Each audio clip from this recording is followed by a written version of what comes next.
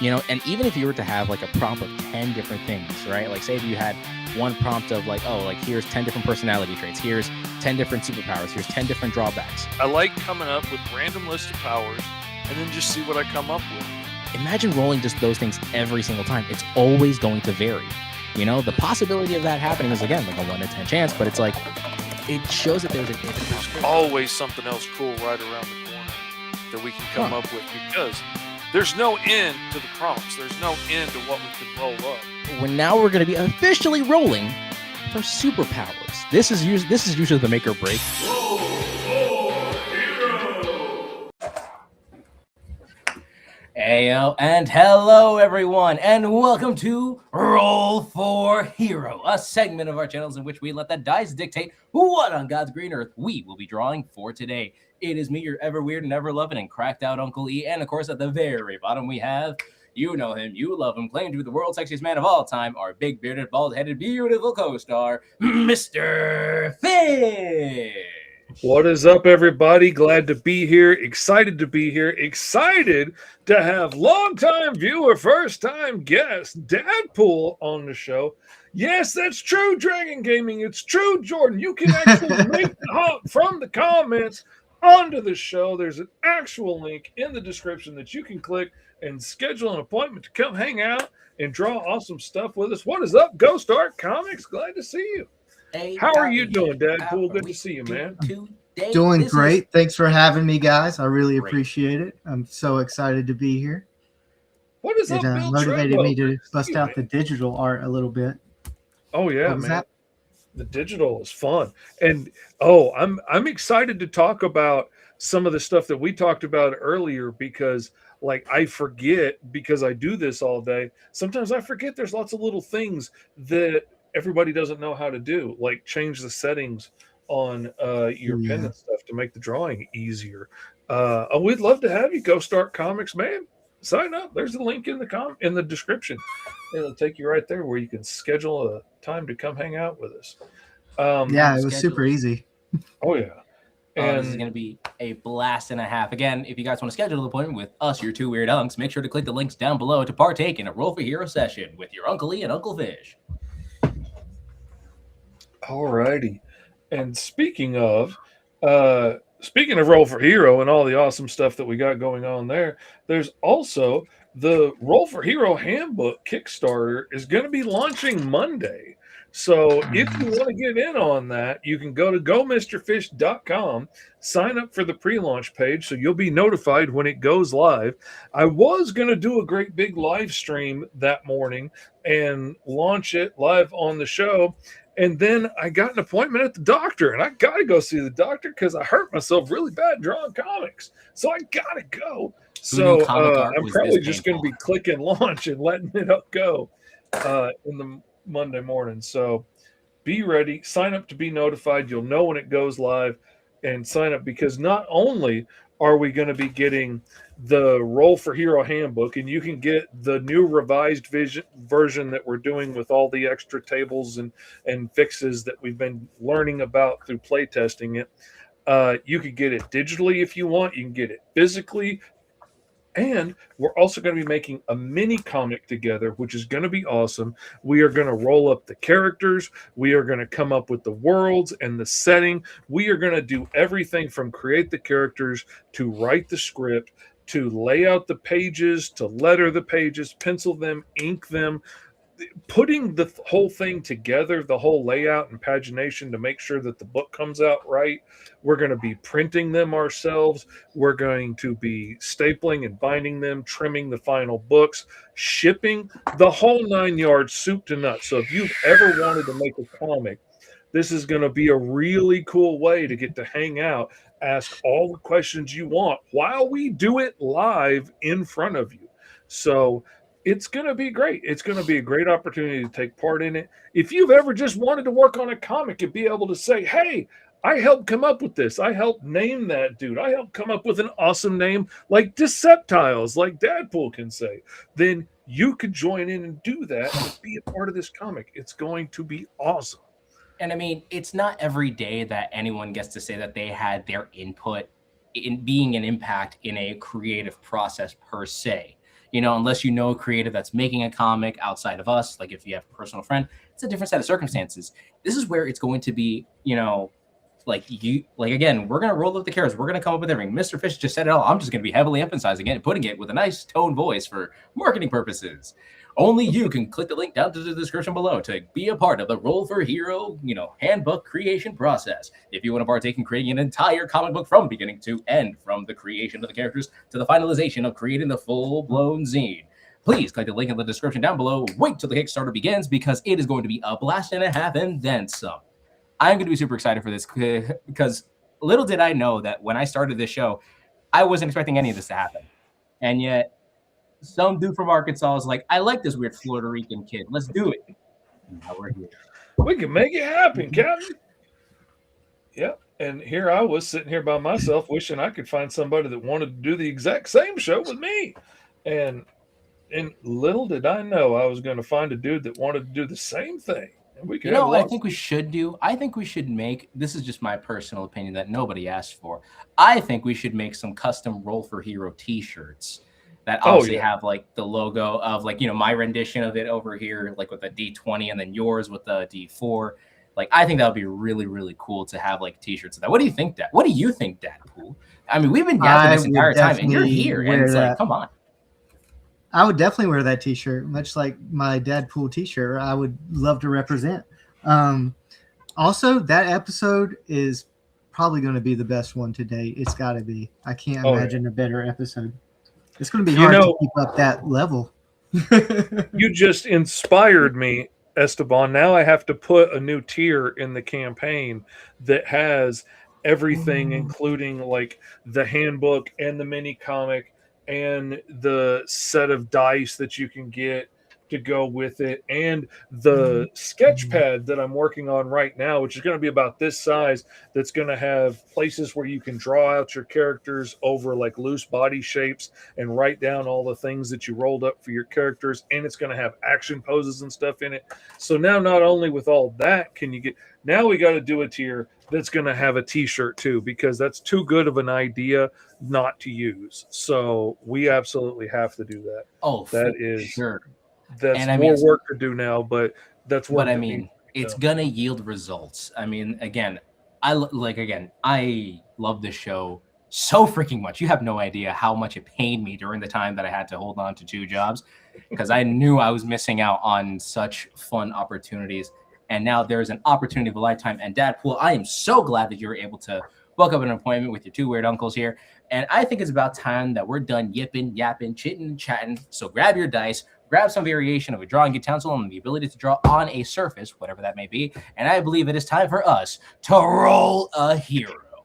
Absolutely. I'm going to pull this up, and I am going to change our format for just a second so I can try and biggen this so the people at home can see. Now, this is going to be changed to the alignment table, but it's not changed on this PDF right now. So we're going to roll up our alignment with 1d6. And Dadpool, I think you should do the honors to start. You know, do you have dice on hand? By the way, I didn't even ask. Oh yeah, I got lots of dice on hand. In fact, I'm gonna go with this really pretty one that has like gold inside. A gold leaf die, dropping into the. I got 1. You got a hideously evil man. All right, that is a good. That's what I got too. Oops. All right, hold on. My turn to roll. And I got to make like the plastic brick and Lego. Bad puns. Bad puns. And I got literally the total opposite of all of y'all. I got a 6, a truly heroic hero. All right. Truly heroic. Now our motivation. Another 1d6. What is happening right now? All right. The motivation, the reason as to why we go about fighting crime or causing crimes in some people's cases. Nice. Oh, of course, I'm a truly heroic prophecy. I got 3, haunted past. Ooh. See, now that's even more interesting to me for a villain. Like, you know, a haunted past driving you to the it's interesting for a hero. I like it so much more for a villain. That makes it Yeah, I juicy. don't think I've got it on any of the villains I've rolled. I So got a this hideously evil glory seeker. Watch me end up rolling Skeletor. That's what I'm going to do. I'm gonna end up rolling up Skeletor without meaning to. I made one the other day that was it wasn't hideously evil, but it was evil, and he was a glory seeker. So I named him Conflict, and he goes around trying to basically dominate the world with a power/weapon that it really isn't strong enough to do that. Okay, He's but I'm trying sorry. for the fun of it. Dadpool, I'm telling you, you're hitting it with the names because I would have never thought to utilize conflict as Yeah. a villain name because that sounds like that is the most like unique and the most coolest. I don't care if that sounds grammatically incorrect or not. I'm illiterate. It's fine.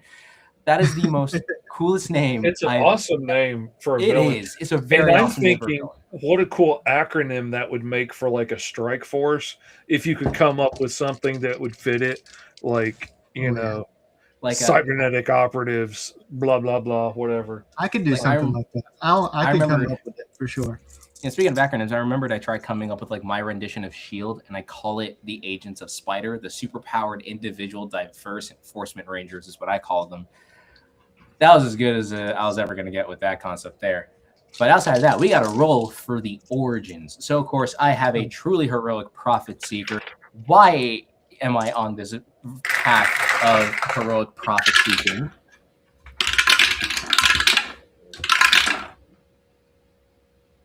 I got Evelyn, and that is... I got 15. Got a team 15 is next page. You are sent to defend Earth. You are an alien with the powers of. Okay. And then somewhere along the line, you broke bad. Yes, I did. All right. And Wait. my family carries a curse. I'm having a hard time with my tablet. I discovered an ancient relic that gave me my powers. Much like, oh man, what is it? Golden Girl and, what's the name?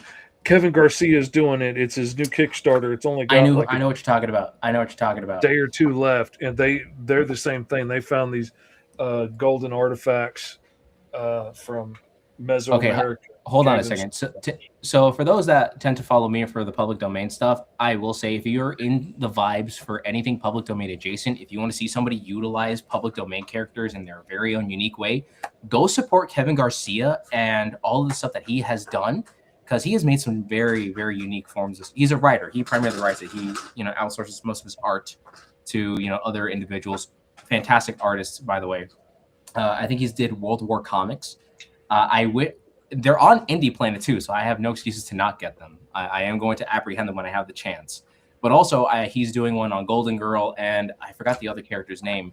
But essentially, they're public domain characters that he's reimagining for a more like spooky, heroic kind of vibe. If I'm incorrect, I don't know. He's taking it. If you're incorrect. Hey, I will admit when I'm wrong. I'm married, so it is what it is there. Well, you got a good start then, because that's probably the hardest lesson to learn. Oh, trust me, I've been in a relationship for 3 years. Night Axe and Golden Girl. That's what Night it Axe is. and Golden Girl. So if you guys like public domain stuff and you want to see how someone creatively reinterprets these characters, please go support Kevin Garcia and all of his works. Again, fantastic art, good storytelling all around. You can't go wrong with that.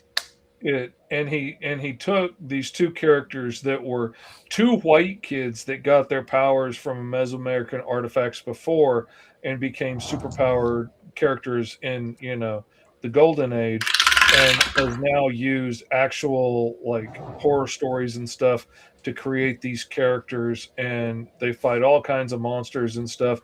And you can get this awesome cover that your Uncle Fishy did that has the crazy old version of them and the awesome new versions of them.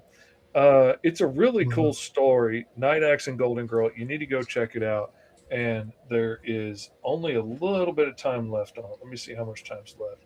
I had to waste all that time logging into my account again. There's 6 days to go. Night Axe and Golden Girl. Go check it out. Now, back to your regularly scheduled Roll for Hero.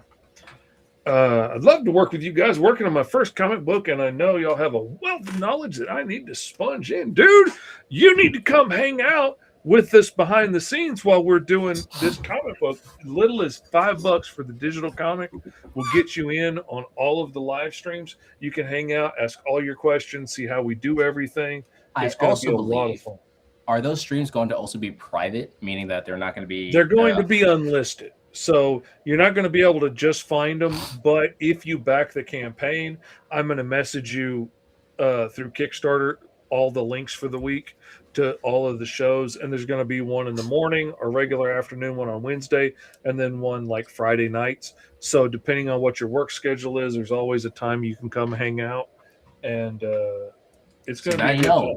Click the link in the description down below to be a part of the exclusive club to basically be a part of the comic creation process for the Roll for Hero Handbook.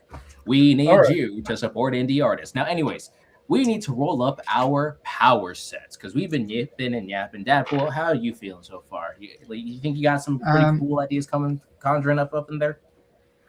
Not quite, not conceptually, just background-wise. He's got 2 minor powers, so I feel like he's going to be very similar to my other characters that are just, they want to be bad, but they're not good at it. they just suck at being a villain. Yeah, they get caught always. Like Team Rocket blasting off again. I got 1 major and 1 minor power. Yeah, I got a skill and 2 minor powers. Hey, don't deny those skills. Those skills will be very beneficial whether you like it or not. All right, I need to do 2. Hey, Batman's all skill, baby. This is That's true. Right. Got numero 6, 1 skill and 1 major power. All righty. All right. So for skills, that is 3d6. 3d6. 7. Master of Disguise. Here's a practice that taught you to quickly obscure your looks, whether it's with a quick change of clothes or complicated makeups. I'm telling you, that one always tends to get annoying because that's the kind that you would really need to, like, if you were to draw that character out, you would have to kind of draw them doing that kind of action. And yeah, that's going to be tough. Because a lot of powers... But not necessarily, because, like, I think Master of Disguise would also qualify for, like, Green Goblin, who had this amazing rubber green mask that made him look like a goblin that he could pull off and be a regular dude. Darkman would be a Master of Disguise where he could pull off his face and look like anybody. Zartan. Like, there's ways that you could apply it without having to show them, like, you know, sitting at a makeup table per se. I always loved the pull off the rubber mask from the top of the head thing. Okay, let's see. What were your skills you got, Esteban? What'd you roll? I got expert in high/alien technology. Ooh. Laser guns, pulse rifles, disintegration rays are all within your expertise to use, maintain, and repair. And now we're going to go to the major powers. Major powers. Now we need 6d6. If that's not a hero name by now, it should be. Major, you know what? Dadpool, see what I'm doing here? See what I'm doing here? I'm pointing. A really good point. And that's exactly what you got. Is that a horrible joke or a pun? Potentially. But hey, it's on brand. There's no such thing as a horrible pun. Bad timing. All right, we got 66 on the major. Now we're gonna go a little all out. So we got 2. All right.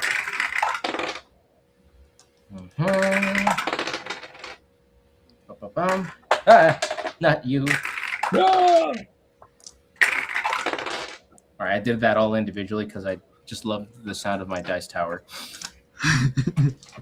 4, 8, 12.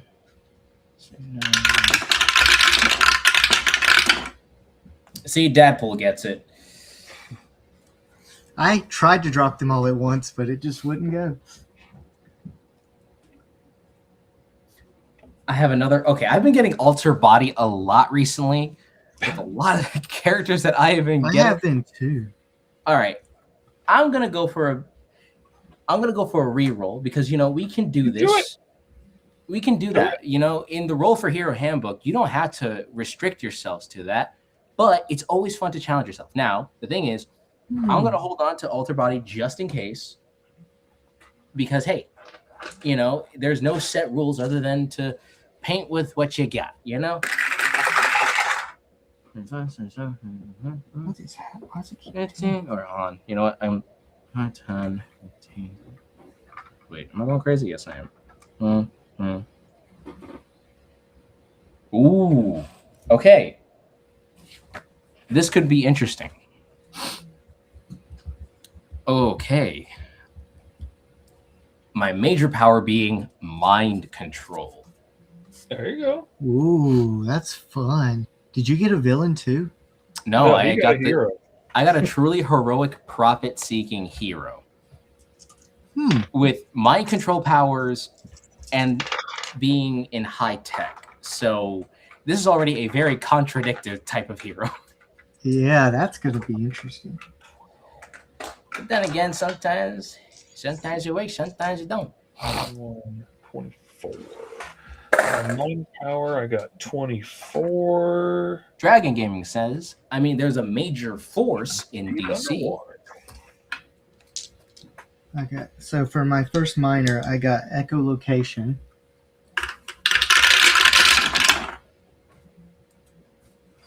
Mm, 12, 14, 15, 18.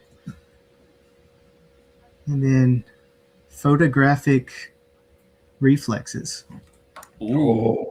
Think like Taskmaster, being able to copy everyone's abilities just by merely looking at them or having to experience a fight firsthand. That is always a really cool I'm having one so many issues with my screen for some reason all of a sudden. All right, so you got yourself your powers there, Dadpool? Yes. All right. Now I'm going to go on to the modifier table. Roll 2d6 to see just what monkey wrench we're throwing into these works. Should we call this table the monkey wrench, or should we call it the modifier? Yes. Everyone loves that name. Poison. Powers are killing. All right. I think I can speak for the whole chat and when I say monkey wrench should be the name in the book. We are literally hearing it from the horse's members mouth. of the chat. Come to life. Actual 3-dimension. Bill says I got an evil character with doing this out of a sense of responsibility. See, that's an interesting motivation right there. An alien stranded on Earth that has 2 major powers: control of gravity and shapeshift. That's like a different rendition. That's like a different rendition of Silver Surfer, if you think about it. Being stranded, being left on Earth, no longer being able to traverse the galaxy or something like that. And then he has the modifier of power coming from his suit, which could absolutely be Silver Surfer, like being given the power cosmic and having this new body, like that could be. You could do it in that way if you wanted to. Oh, for sure. Also, Silver Surfer is one of my favorite, unique trivia things to realize about when Jack Kirby made him, because he based him off of an angel or a fallen angel from the Bible, which I thought was really interesting. Because, again, he is such a hardcore Bible nut. Anyways, let me see. My turn to get my modifier.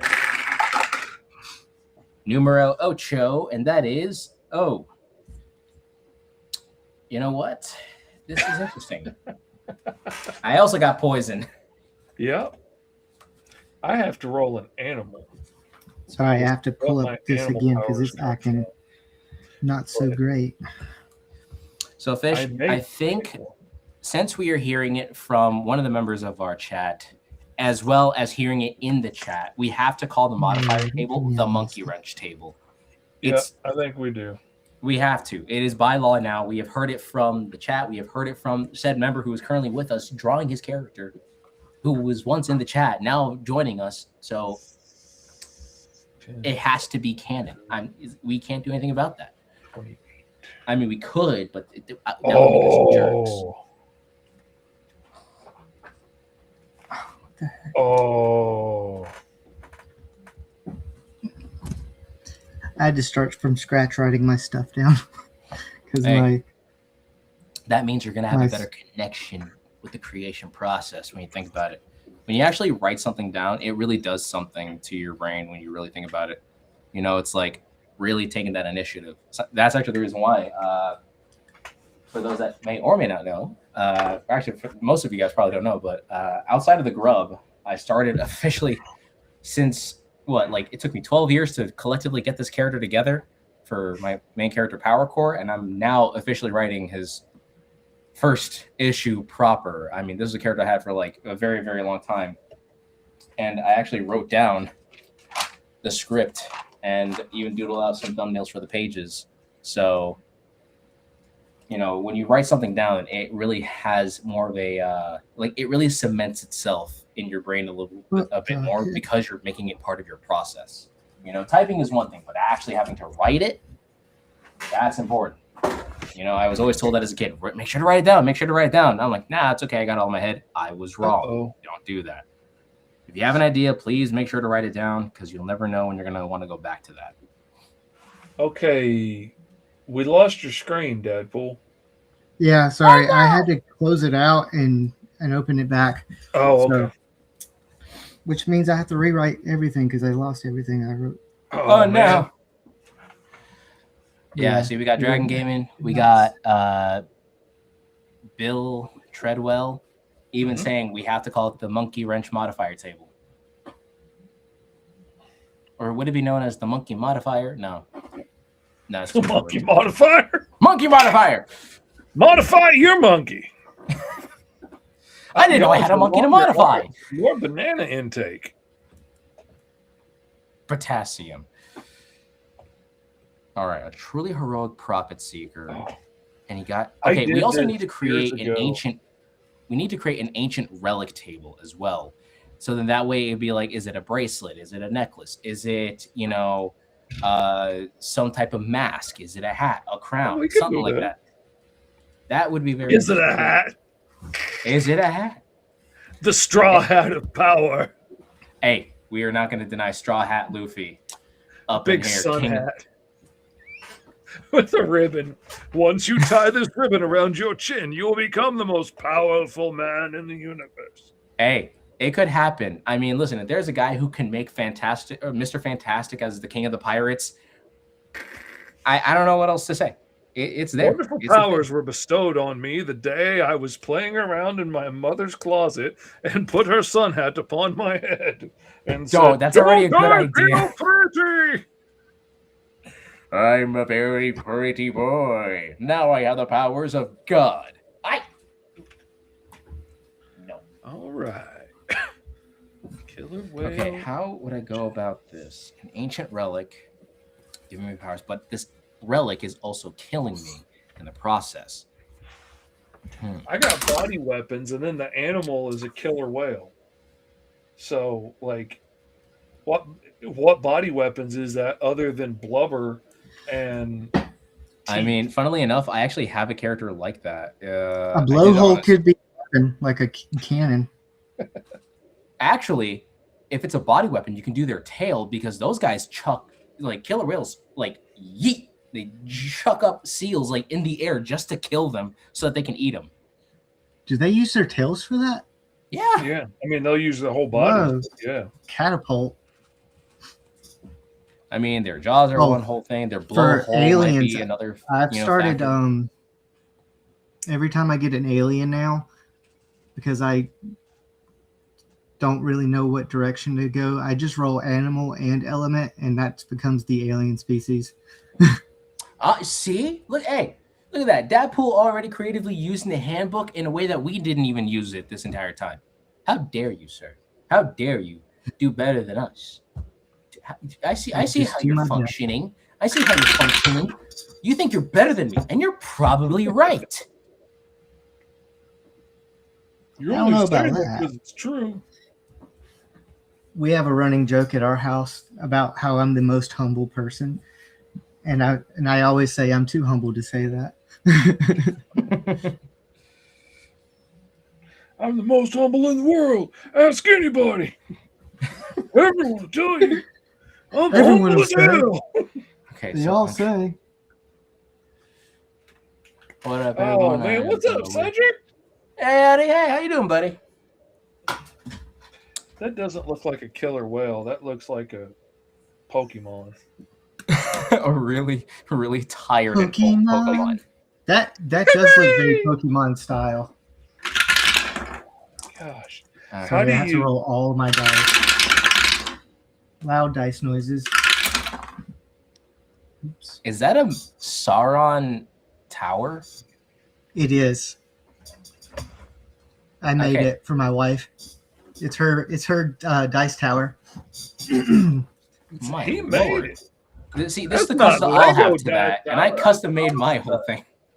But he's got the 3D printer Well- as well. Yeah, that's I 3D printed it, then painted it. This actually was the eye from the Sword of Omens, Oh yeah? and she cool. painted it as the Eye of Sauron. Okay.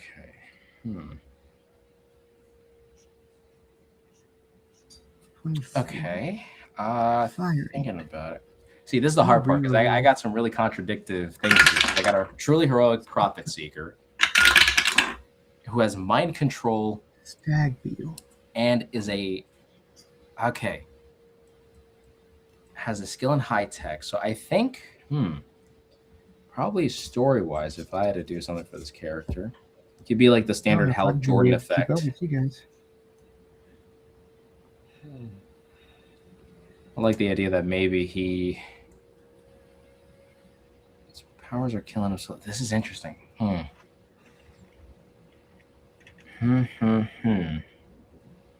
modify. Okay, no. What does a stag beetle look like? I believe those are like Japanese horn beetles, if I'm incorrect. They've got the big horns on them. Funnily enough, I was actually thinking about HERO? whenever I decide to like further the story for the grub, I can't tell if I wanted to like make him like evolve, because grubs are basically like caterpillar stages for beetles, and I couldn't tell if I wanted to make him from grub to stag. That would actually be a super sick, like, Yeah, they got like the real ability or something. And then maybe like the grub could be the sidekick like later down the road. So like the stag is like the Batman / Spider-Man combined thing, and then the grub is essentially like like the Robin sidekick concept. You could have it be like a transformation thing, like Hulk style. Like grub is his normal hero form, but when he's pushed too far, he goes full stag beetle transformation. That'd be sick. You got some ideas there. You're dangerous to keep around now. You're too dangerous to keep around there, Dadpool. Because the dogs are freaking out. Yeah, the dogs are freaking out. That's such a good idea.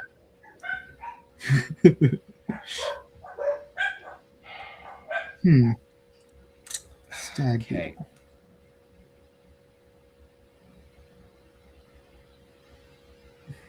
I kind of like the idea of a stag beetle because it kind of looks like, I got this idea of it being kind of like devil horns.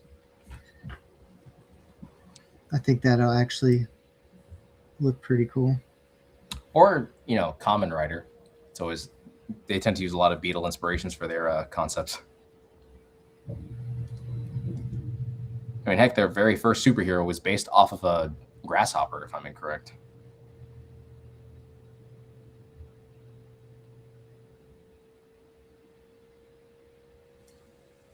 Okay, now the question is, what's the relic? My dog's barking. Sorry about that. Hey, dogs are going to bark. Fish, I believe you're muted. Yeah, I am 100% because my dogs were barking, so I muted myself. Okay. Oh, same issue. See, I don't have that issue now because at some point this woman's going to still try to convince me that we need a dog. Yes, we need a dog. Financially, not the best situation, son. I want a pit bull or Rottweiler. That's what I have, a Rottweiler. Do you want this one? I'll send it your way. Hold it, Dadpool, hold I'll it. tell We you can't what, afford gee. one. What's up, Eddie Von B? I hope you've signed up for the pre-launch page at GoMrFish.com for the Roll for Hero handbook. Dogs are gonna bark. Dogs are gonna bark. That should be on a t-shirt. Hey, it probably is available on Roll for Hero Kickstarter. Dog's gonna be dogging. Let them dogs bark, and turns out we're just gonna have a cartoon image of feet, and everyone's gonna somehow get it and not get it at the same time. I used to always say, man, can you hear that? What? You don't hear that? No, what? My dogs are barking.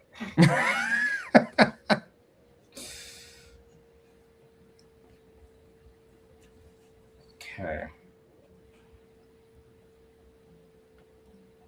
Oh, he's truly heroic and a profit seeker. You know what? I'm gonna try. Because I can see this more like as a well-meaning Doc Savage kind of character.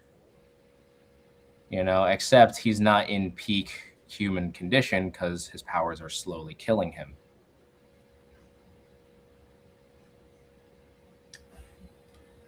You know, because he's already like a wealthy. Up for the pre-launch the day you announced it because Eddie Von B is the man. That's why. Let's go, Eddie.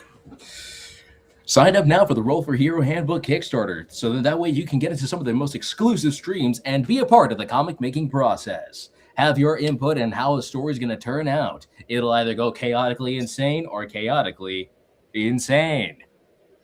I was talking to my buddy Ralph on his show the other night, and he was like, man, this is such a great idea. I don't know why nobody's done this before. And I was like, yeah, I think it's either going to be amazing or it's going to be an absolute catastrophe, and I'm going to realize why nobody else does this. But, you know, for now, we're going to give it a shot, and we're going to see what happens. We're going to play into the delusions. I think for anybody who's ever wanted to make comics or anybody who's ever wanted to be able to self-publish information on their own, or anybody who wants something fun to be able to do with their kids or wants to make cool little scrapbooks they could give out to everybody with the family history in it, whatever. If you've ever been interested in making a book of your own at home, if you've ever been interested in making comics, this is going to be a fun way to get to hang out, get to ask all the questions you want. We're going to get to work on it together. You're going to get to see the whole process. If you miss a day, you can always go back and rewatch the live stream from before and catch up on anything that you missed. I think it's going to be an awesome opportunity for people to learn how to do this. Maybe you'll learn this isn't for you and it's too much trouble and I don't want to do it. Maybe you're going to learn, hey, maybe I got some stories to tell and this is a really good way to do it and an inexpensive way to do it. And with the cost of everything going up these days, doing some black and white ashcan comics from home, it's not a bad option. I mean, you sold out of your books at the con in Michigan. You sold out of the grub like crazy. Oh, yeah. I mean, then again, when you pitch it as, what if Peter Parker got bitten by a different kind of radioactive insect? People already went straight for it. So, I mean, I don't blame them for that. Heck, I would have wanted to know what that was all about, too. Which, by the way, the grub is still ongoing. It's still, you know, being made proper. And it is going to definitely just be a black and white book. I am planning on actually figuring out how to color it myself because I am not good at coloring comics. You know, because obviously that coloring is its own art form if you know how you're doing it. It is indeed. And then also, yeah, it's like my dad used to do a lot of like he's a production kind of guy. He used to be in a band, so he used to do a lot of like voices here and there. For $19.95 plus shipping and handling, you can win yourself a new Toyota. Like he loves doing those kinds of voices and stuff like that. Fish got the opportunity to talk to my dad, so he knows like where I came from in terms of like my personality and stuff. So He's Yeah. very charismatic. oh yeah. B, was that something I mean- built or bought? This, yeah, 3D printed it, and then I printed the eye. My wife painted it. I painted the tower, and then I used these little metal like wires that are golden colored to hold the eye in place, so it looks like it's floating Oh, a little cool. bit. I was wondering how you did that because, I mean, of course, it's on a webcam too, which really helps cover up a lot of sins, I'm sure. But yeah, I can't see. It's just floating to me, and that was blowing my mind, honestly. Let's see. You gotta love the special effects of miniature making. Oh, there's the eye. All right, so it's right there. Why can't I do things today? That's what I ask myself that. I ask myself that every day. I'm at work, why can't I do things today? I'm here at home, why can't I do things today? My parents are visiting, why can't I do Oh. things today? Ah, that's not working. Try that again. All right, so far this is looking fairly nice. I'm just trying to figure out what the artifact is because I didn't even really take that into consideration. Because that artifact could also I gotta dictate figure out how to make so this. many other factors. My buddy Mr. Nope is into 3D printing. I'd go broke if I bought one. 100% Eddie Von B. I would never get anything else done for the rest of my life. I would just That's be why. making toys. That's why my wife has been actually making functional things with our 3D printer or with her 3D printer. And, she's either been making functional things or funny little things here and there. So I do like practical items, but Oh, you yeah. gotta have some fun with it. Oh, for sure. One of the practical things for her is because she also has a Cricut machine. So she printed out like a little shelving thing for all the vinyls. So in that way she could just kind of have those in there all at the same time. What Smart. are some other 3D things that you printed? Oh, my wife is also a gamer. And she ended up printing a WASD like joystick type of device over here. Mm-hmm. So then when she games, she'll actually like use it like a proper joystick, like an arcade style. I'm just gonna put that here. Sorry, thank you.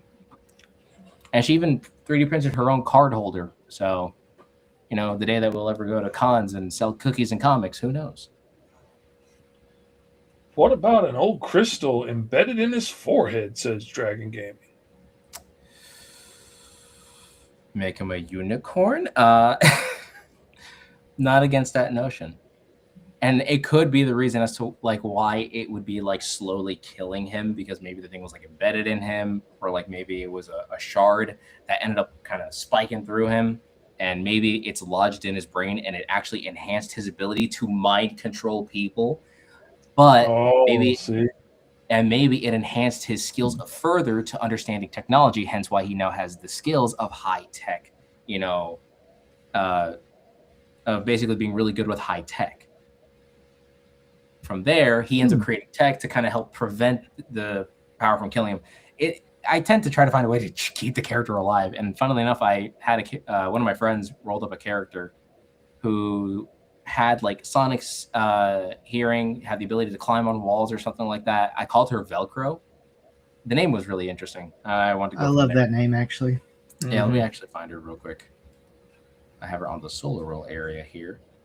So this is Velcro, who has like, the ability to manipulate her gravity if it'll show on screen. Here it is. She has like sonic hearing, so she wears the suit to kind of, and also her powers are like slowly killing her. So for her, she has to wear a suit to kind of help prevent, the powers from continuing that. So it kind of like negates it, but it's still like not the best conditions for her. Wow.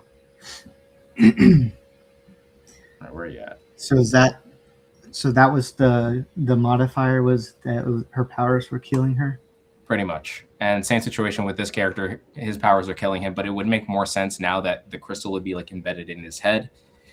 And now he has to figure out how to like use his powers to benefit others. So maybe we could say that he's also obtaining profits to, find ways to cure him of this potential disease while still keeping the powers. Who knows? Again, What if off rip. What if the artifact is kind of like that fungi that attaches to ants and stuff and starts like taking over their brain to get him to crawl to a high point, but this gem is like taking over his brain more and more, and he is dying on the inside, but his body's becoming stronger. Ooh, okay. See, and that's smart because like the body's getting stronger to do what it needs him to do to get where it needs him to get.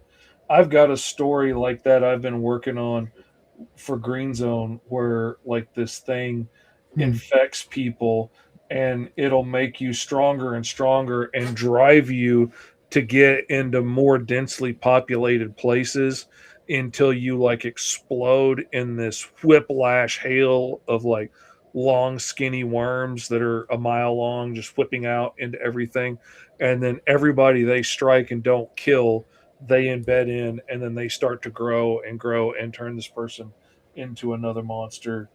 And the next thing you know, they're seeking out crowded places to go, and at first they think they're like terrorists or something seeking out populated places and to do the most damage, but it's actually just a completely organic thing embedded in them.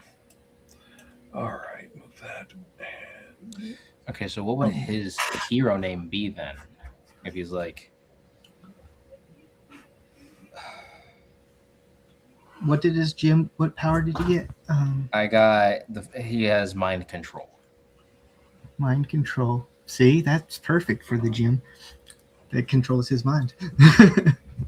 Or if anything, that's actually the reason why. Like the gem gave him the ability to, it gave him one of two powers, if you will. Like obviously, it gave him the ability to mind control, but we can also say that it enhanced his intelligence to where he is able to operate with, like high tech, alien tech, or something like that. So I feel like he would find ways to develop the technology. Maybe he's not the most financially suitable now, hence why he's seeking profits to cure his disease, like Walter White style, It's like, I got to try to find a way to make money to cure myself here.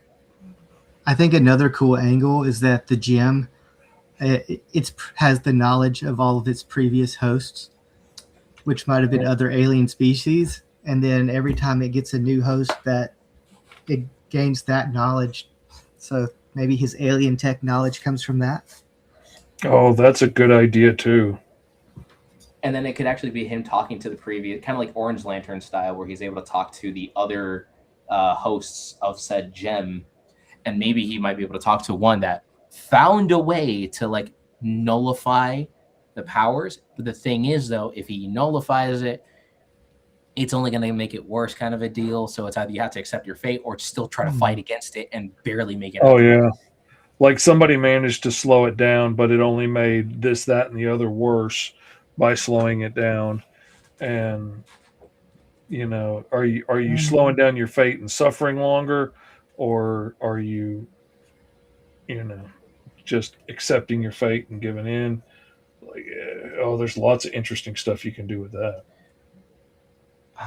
Well, the question is, what's the name though? Because I feel like a name could also then have the impact as well. Yeah, that one I'm gonna need to put some thought into. Come on, Dadpool, in the comments. You're so quick with them. He's usually having more time to adapt and being like, I think I know I have a better name. Wait, I have a better one. Sometimes I'm just driving when I listen to you guys from school or something. So I have nothing but time to think because I can't even look. I'm just listening. And we appreciate that. Earworm, he's stuck in your head and you can't get him out. Well, that would make him a much more gross kind of character. I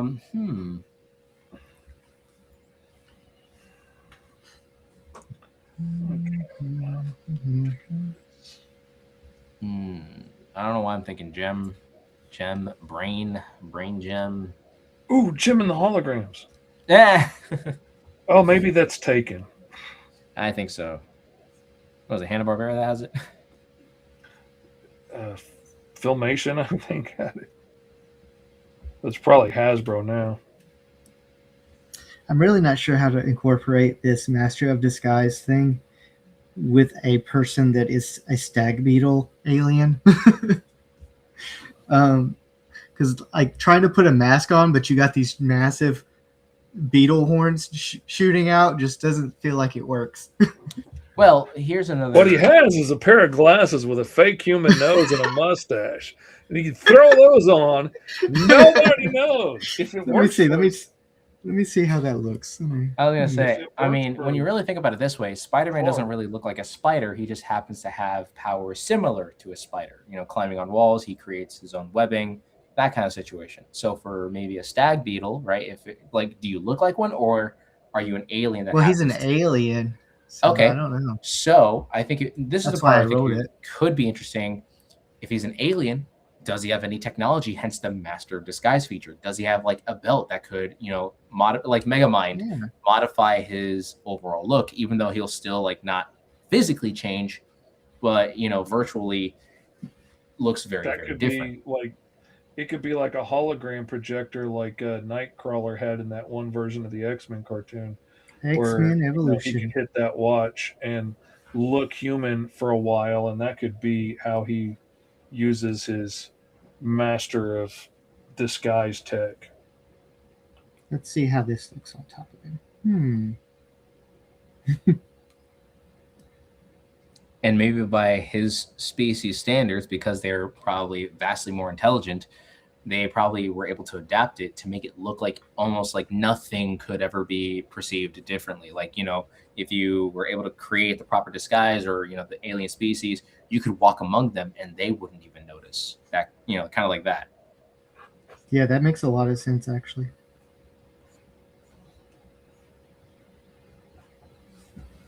All right. I feel like that looks pretty good with the glasses and the nose and the mustache. Mm-hmm. Can't even tell. Totally different character, man. I didn't know you can draw that fast. There we go. I didn't know you were drawing just a plain old regular human. Look at that. Yeah, you know, just got to keep it simple sometimes. Yeah. Okay. I'm thinking dude's got these big jets on his back that help him go really fast underwater, but also can be water cannons when he gets out of the water and like shoot water like Squirtle or whatever out of them and knock people down. I think would be pretty fun. I can see that happening there, sir. Yes, sir, indeed. Orca men, because you know he's got a family curse that turned him into this thing. Ooh, Crystal Skull though is not a bad. All right, now I got to switch this design because now Crystal Skull got a better name to it. Mm-hmm. Here I was trying to make like Crystal a classic. Skull does sound cool. Thank you, Dragon Gaming. Crystal Skull it is. That is a way. Ooh, Dadpool. What your guy sheds his. Would your guy? I'm assuming they meant to say, would your guy shed his exoskeleton to match the species of the planet he's on? That's an interesting one. That feels more like a transformation body altering thing, though. Like it's his power versus technology. And I don't want to give him an extra power when he's already like pretty OP. Stag beetle. Or you know, he's pretty up there. Oh, no, but I mean, he is a lava stag beetle. He is a lava stag beetle alien, so maybe his lava helps him change forms a little bit. I don't know. Oh, that could be cool. Like pull like a reverse Iceman, just like lava, and then out as a stag beetle man. I don't know that it makes sense, but that would be epic. Okay, I animation. heard the terminology. Okay, if your character had to have a name, I remembered when I was making like my Ben 10 knockoff characters, I was trying to come up with a different name for like my rendition of Heat Blast, and I was looking up like other terminologies, and I don't know why Slag, SLAG, was like kind of like a cooldown rendition of that. Imagine if your character was called like Slag Beetle as like the lava. Yep, that's going on here. That's going on here. Yeah, that's Slag Beetle is epic. That's too good to not use. This is going to be the human side. And that's how we do it on Roll for Hero. It also sounds like a 90s character. It's like, look out, it's Slag Beetle. Whoa! Totally righteous! Righteous! Righteous! Yeah! Surfboard as he No again. the scene.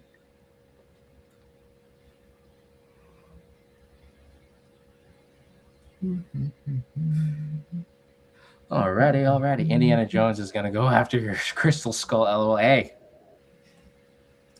Bring it. bring it on, my diggies. I ain't scared of no Jones. I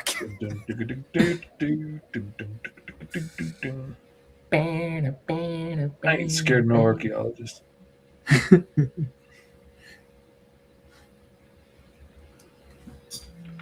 What if I plunder all your nation's artifacts and never give them back? Ah, now I'm scared. I didn't know he works for the Europeans Museum.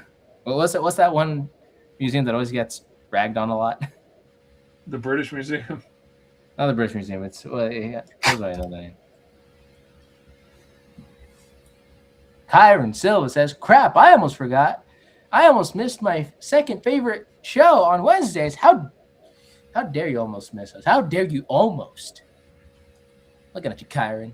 How dare we be your second favorite show, Kyron? Come on. The dog was named Indiana. Best line ever. I love that dog. That was a good line. And even funnier when you know it's true. Because it was named after his dog. And here's the crazy part. Did you know that till this day, there is an alligator here in Florida that was actually in one of the Indiana Jones movies, in Gatorland? Really? That's kind of cool. Now you know. Well, Kyron says, "Sorry, E, I'm here now, and I'm drawing also. Glad that you're drawing. Glad you're drawing with us there, Kyron. Glad you're a part of it, Kyron. Maybe, Kyron, you should, consult us and partake in being a guest on the show. Maybe you have been, and maybe I'm just going insane. Maybe that's just all true, and I'm just trying to guise it as professionalism. Who knows?" Kyron says he's too good to come on Roll for Hero. Until he has a Saw the Lightning Wheel or Kickstarter to hawk, and then he's going to probably want to come on. I'll bet you money. But why not bet anything Did you else get the other than- Gator's autograph, says Eddie Von B. Well, I mean, you could feed him. That's the closest you'll probably get. I don't imagine you would want to get any closer. Yeah, no, it's not really worthwhile. It's kind of funny, too, because I was watching this whole video about it. Because I live in the Orlando area now, so I'm seeing all these roadside attractions. And it's crazy to think how Gatorland's still one of the most proper functioning, like, theme parks. But it's like it's more of like a zoo and stuff like that. But it's somehow like it doesn't rival Disney or Universal. But it's kind of funny how it's still like a business that's still functioning till this day, kind of a deal.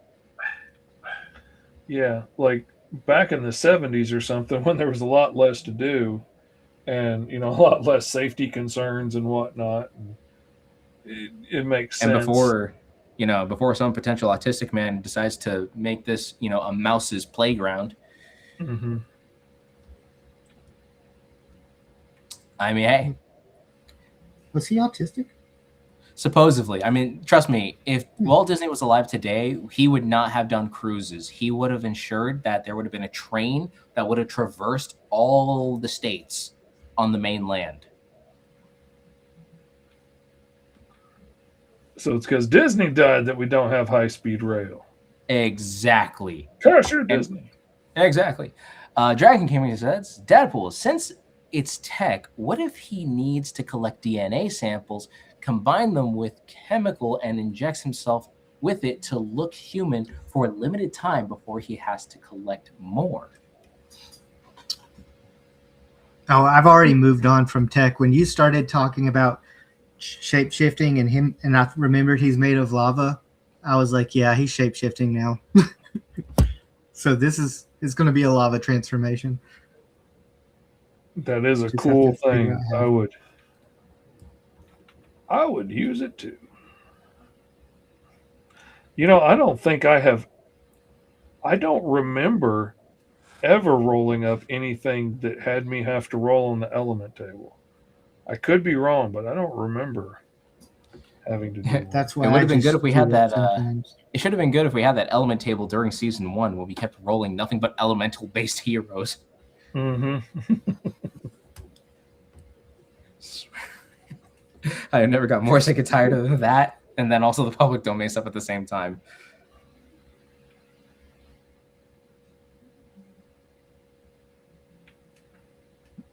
All right. The Crystal Skull.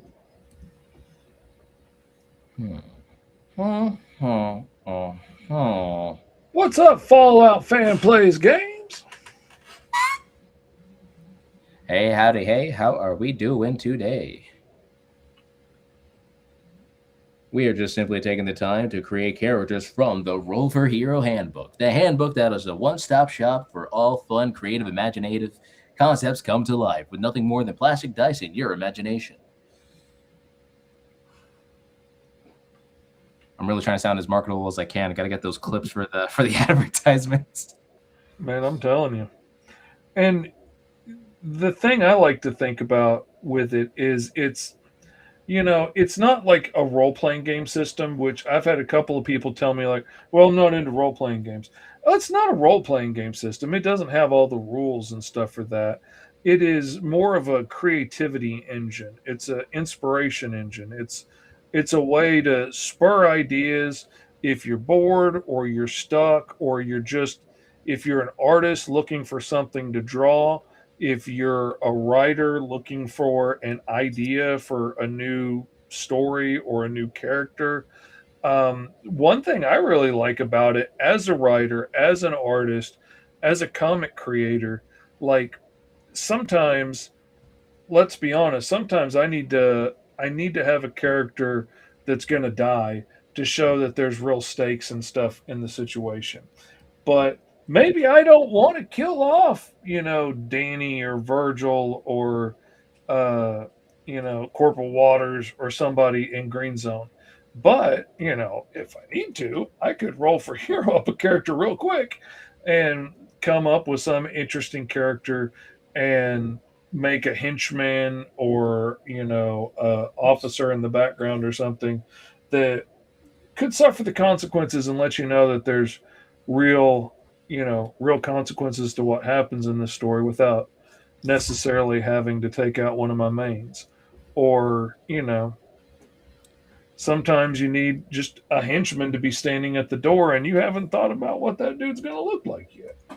And sometimes you have to do it twice because you fall in love with the first one you roll. Oh, 100%.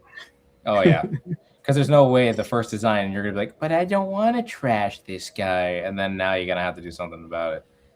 Mm-hmm. And then also, funnily enough, that's exactly what our last guest on our show I'm so sorry. Shattered Vision, Andrew? Shattered Vision, yes. Our last guest from Shattered Vision, he actually, came on here just so that he can create a character for that exact character to be killed off. But again, it's to serve the purpose narratively for his story. Again, Roll for Hero being a part of that, I find to be very crazy how, again, weirdly enough, we are now connected to the fact that somebody is using that character concept in their comic book. Yeah, that's pretty epic. Changing lives. One roll at a time. There's the clip. Roll for Hero. Saving lives, one roll at a time. Dragon Gaming says, I definitely played a character I rolled up on these streams in one of my hero tabletop games. He's really fun. Oh, absolutely. And as a game master myself, I would absolutely love to have this handbook on hand to roll up random henchmen and stuff real quick to throw at the good guys, because the good guys always go in directions you don't expect, and all of a sudden you have to just fill up, a bar full of characters because they walked into this bar and it's full of supervillains, and now I got to come up with a whole bunch of new supervillains. And if you need that, you could get the whole handbook out and roll you up some cybernetic werewolves and whatnot, and next thing you know, you got long-lasting running characters in the game that keep coming back. But it's a lot of fun for that. It's a lot of fun for coming up with ideas. It's a lot of fun for just sparking creativity. I'm always looking for something to push me in a direction I haven't been before and make me come up with something I haven't. Because if I'm left to my own devices, let's be honest, a lot of my things are going to end up looking a lot the same. And so I love the monkey wrench modifier throwing random ideas at me or challenges. I love having to mix together things I never would have mixed together on my own and try and come up with, a female cougar in a mech suit. That forever will always be the funniest episode to me because of the fact that it's like the jokes were flying off the wall that episode. Oh, man. It's not every day you roll up a cougar themed super villainous and just you don't make jokes like those. That's got to be the pinnacle of rolling up a random character. Mm-hmm. Like, if it's not, absolutely. then you might want to delete your browser history. Hey, yo. All right. Bill said, so is the Roll for Hero Handbook comic going to start in a bar filled with Roll for Hero characters? Well, that's also highly dependent on what kind of story we're going to want to tell. Mind you, Roll for Hero can literally go in so many different directions. Mm-hmm. The basic handbook, if I can find it, because I totally am a responsible adult and know where to put things, this little handbook over here doesn't just generate superheroes. This could also generate fantasy characters in a sci-fi-like world, something similar to Star Wars, Star Trek.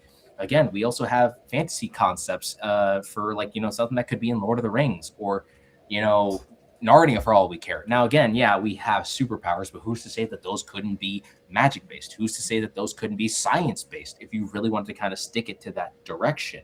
So we'll figure out. I mean, I personally hope we can do a fun superhero style comic because I think it's very fitting that, Roll for Hero, superheroes, comics, art, the whole shebang. But that's just my opinion. Obviously, the whole concept of how the story is going to be dictated is going to be through you guys. So if you want to partake on the adventure, please go check out, the Kickstarter at Go Mr. Fish. Or, yeah, exactly. Yeah, GoMrFish.com. GoMrFish.com. Go support the Kickstarter to be a part of the exclusive creation process of the Roll for Hero comic book. And it absolutely could start out in a bar. That may be the way we do it, but it's going to be open to whatever we roll up and whatever the group decides. The only caveat that I'm putting on the group at all is that I want to keep things kid-friendly. Like I don't want to be telling a bunch of dirty jokes in the comments or stuff, because there are a lot of young folks I think that would really enjoy getting to hang out and learn how to do this as well, and a lot of parents that would enjoy learning how to do this to help their creative kid go on to make the comics that they'd love to make. I would have loved to have this kind of resource as a kid to show me how to make professional looking comics instead of like drawing them at the finished size and having them look all wonky. There's so many little things I could have learned. So on top of that, I guess the clarifying notion is we want to keep this book at best PG to PG-13 because we want to make sure it's more accessible to a general audience. Again, kids, teens, and older folks out there would love to just enjoy a simple book without having to deal with the I can't really show this scene, can't show that scene. Obviously, the way that I try to go about making comics is that kids at my church love the fact that I do art. They'll literally surround me back home because I moved up, but back in my like my church, all the kids would surround me and they'll see me like draw out some superheroes and stuff like that. And I know that if I'm working on a comic page, I want to make sure that it's a page that I'm not scared of showing the kids. So, again, if I'm comfortable drawing something like that around little kids, like, kids in like the 5th grade or something like that, and mind you, in a church setting, and we know how intensive some religious parents are, I would know, I'm a pastor's kid, they tend to be really strict on a lot of their content. So if we're going to be once we get the streams on the go, just keep in mind PG to PG-13, just keep it fun for, everyone, Yeah. That's at least the caveat that we have to put there. Because trust me, as much as we would love to tell some dirty jokes here and there, it does get old quick. So Yeah, and I want to have a book on my table that everybody can enjoy, because like I love my books and I'm proud of my books, but most of my books are either a little too bloody or just dealing with subject matter that's a little too heavy for most of the little guys to be interested in or to be able to enjoy. And I want to have something at my table that will be fun for everybody to be able to read, and the grown-ups can enjoy it and the kids can read it and have fun too, like I used to have with my Spider-Man comics and stuff that I still enjoy reading. And I can still go back and enjoy those books today, and they've still got fun, awesome stories, and they don't have to be particularly graphic or nasty for a grown-up to enjoy them as well. we got Bill stating 4-color PG comic is the perfect market. Oh no, I got lost there. It's the perfect market. Different times, also a fun choice. Speaking of which, are we going back to the Sailor Punk verse after the Kickstarter? Honestly, personally, as much as I've stated it before, like maybe we should finish it. Obviously, it would be nice to finish the season from there. But for me, I'm personally not a big fan of that season. But if we are to complete it and to see it through, I'm not against that notion. But again, that's more or less, you guys' situation. Don't want to leave y'all hanging on that. Dragon Game says, I made a Cougar Corp space mercenary group. They all look the same and have the same name, but with different serial numbers and personalities. Makes you question if you're speaking to the different person. Ooh, that's very fun. See, that would be something cool for like Jupiter Jack or something like that. Kyron says, I don't know, Fish. I think everyone can read Caw. I don't know about that. I mean, it depends on. I tell people all the time at shows, Caw really depends on like your kids and what they can handle. Like, I won't do anything that my whole family can't read, including my grandkids. But my grandkids grew up watching The Walking Dead, so Caw hacking people in half, Snake Men, isn't going to really bother my grandbabies. It's not crazy graphic, but there is a lot of people with their heads turned the wrong way and insides on the outside, and there's a lot of blood in the book. Other people could not handle that. And then we got Benjamin over here saying, imagine making a Roll for Hero character who is an old man. So I think we have done a few of those here and there. I definitely remember Ivan the Invulnerable from our Steampunk episode back in season 1. He was definitely an older gentleman. So, I mean, not completely off the realms there. And then we have Weird Stuff Inc. stating, hi, Ultra Comics, you should do Blade and Ghost Rider for the Ultra Valley series. Not against those notions, especially I know that at the moment, I think, we got Ryan Gosling out there being casted as Ghost Rider, so not against that notion there. Am I invisible? I see your profile, so no, you're not. I mean, you could be for all I know, physically. I don't know. Do you want to be? Is the better question. See, Dadpool's asking. Kyron asked earlier, is there a site or a Facebook group people can go to see what everyone's created and drawn? You can use the hashtag Roll4Hero, ROLL 4 HERO, and post your stuff with that. And nobody else is using the Roll for Hero hashtag. So search it up on Instagram, or it's on YouTube as well, Facebook, whatever, and you'll get a whole bunch of our videos, but you'll also get art from like Dragon Gaming and Benjamin and Dadpool. Oh yeah, I'm all over that thing.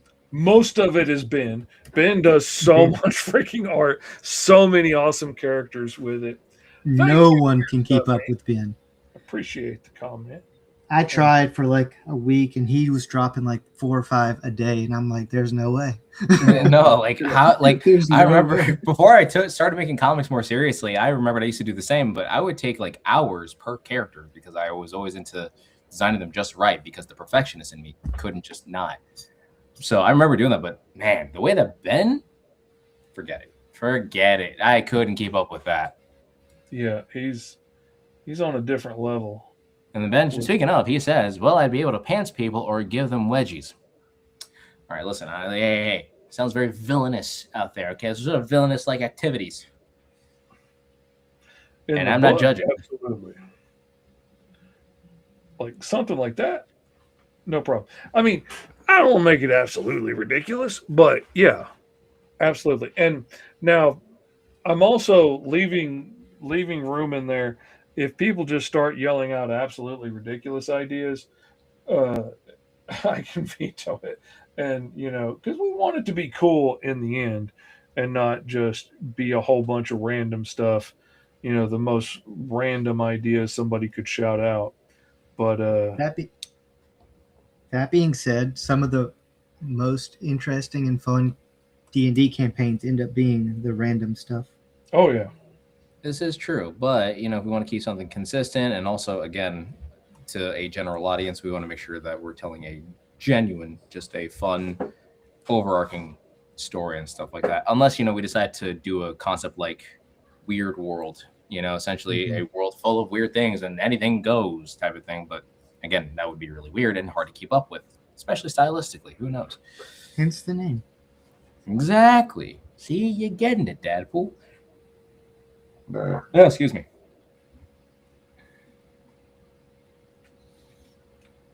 All right. Go. let's see. Thank you for reading it. People skip it all the time. Thank you very much.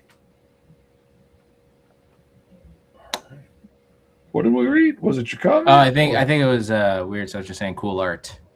Oh, I believe. oh. I'm not fully sure. Well, we try and read the comments, but sometimes they get away from us. And then also we're drawing at the same time. So I tried getting Ezra from Lucky 33 to see if he can pop on over, but got no response out of him. So get a writer to partake, answer the questions, do all that kind of fun stuff. Mm-hmm.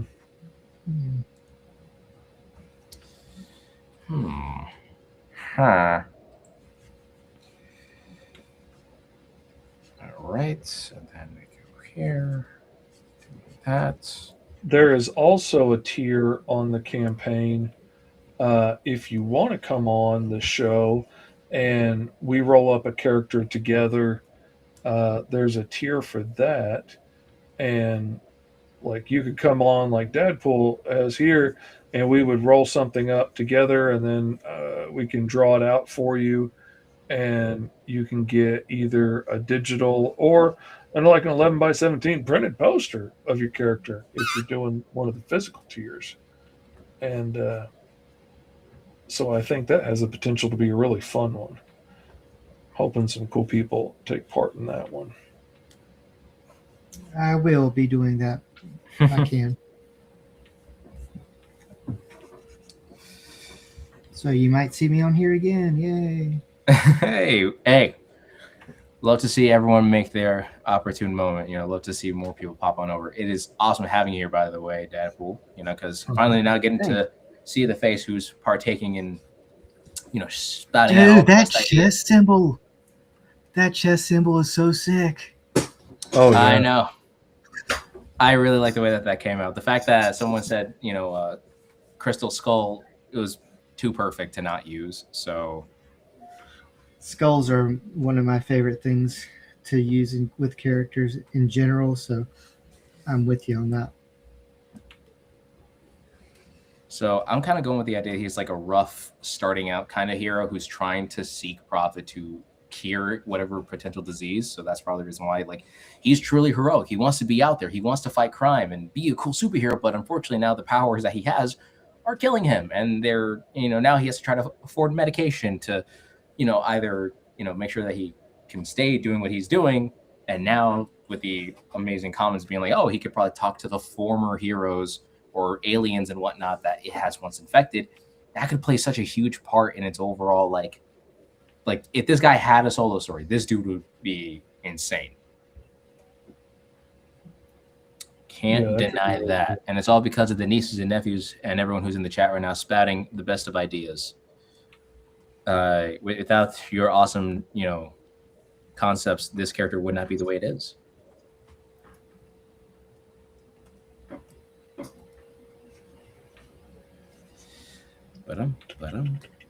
All right, just gonna do some slightly think about things here. All right, I don't think Mr. Fisher rolled the hero. He rolled the creature. You know what? It looks like those. Marvel did a comic on those. I remember watching Linkara's video on like these animals wearing mech suits, and they used to be like a Marvel specific thing. Yeah, it like came out of their football league or something, I believe. But yeah, there was like a dolphin dude and all that stuff. Yeah. Honestly, could have been a rival concept for Transformers, in my opinion. I feel like it would have gone like the toyetic route if Marvel decided to kind of take it on its own direction and not have it tied so much to the other superhero stuff. But, Marvel's going to Marvel. Yeah. They got plenty of toy options already now. I mean, true, but when you have like, animal characters wearing mech suits, I feel like those are some missed opportunities. True. I mean, look, somebody hopped on the opportunity. Fly well in the normal, like, mainstream Marvel universe. So that's a tough one. You don't want to go any further with it if people aren't liking it, but it doesn't fit with Spider-Man and stuff. On its own, it could have been really cool.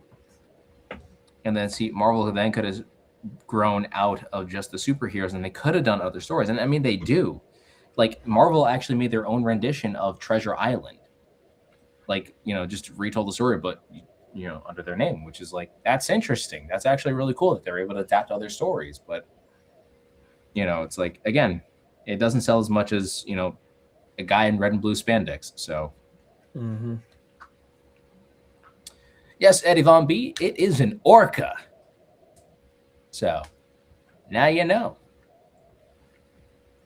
Yeah, I rolled up animal weapons, and he got animal body weapons and the ability to breathe underwater, and his powers are killing him from this family curse that gave him these powers.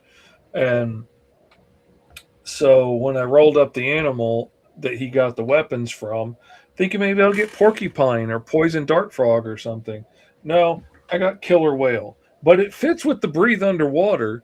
So I'm not doing breathe underwater per se, but I'm doing he can hold his breath like a killer whale for a long time. And his family curse is turning him into this were orca. But the more he goes on, the more he just becomes an orca until eventually he's going to lose his arms and legs and just be a sea beast and not be human anymore. So thus part of the tech that he's wearing is trying to slow that down and let him use it to get around and stuff rather than his actual physical strength. All right. I'm going to try something. Oh, well. The dice have dictated such things.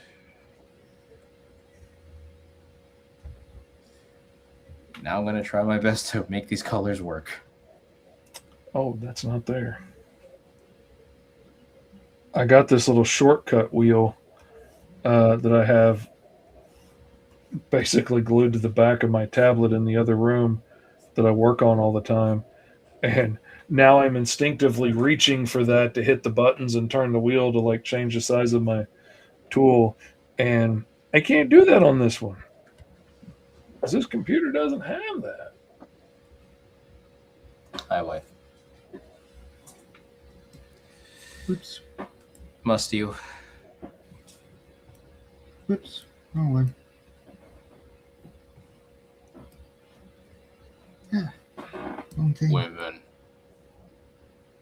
Men. Can't live with them. Can't live without them. Dadpool gets it.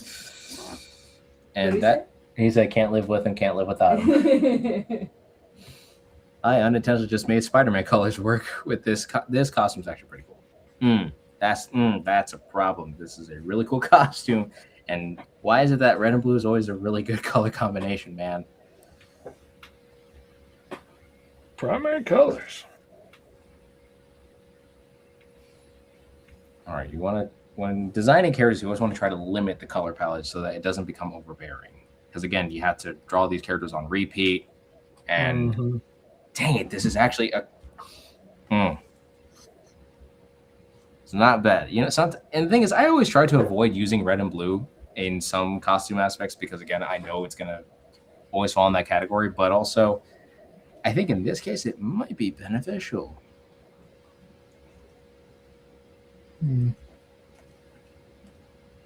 Oh, Ooh. Ooh. Yeah. That's it. I'm not going. Must my wife bully me as I'm in the process of drawing? Yes. she must indeed. Women. Whether we can acknowledge each other, my love.